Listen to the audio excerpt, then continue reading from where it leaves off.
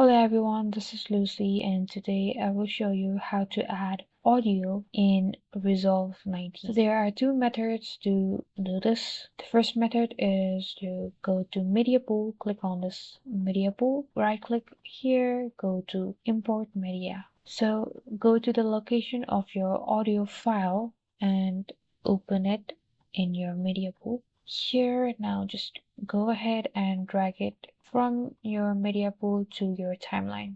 And there you have it. You have added your audio in Davinci. So then the next method is to drag it from the folder you have. You don't need to select it from the media pool itself. So you can just drag it from the folder and put it in the media pool like this.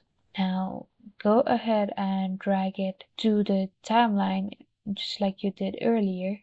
And these are the two methods to add audio in Davinci Resolve 19. Thank you guys for watching. Like and subscribe for more videos and I'll meet you guys in the next video.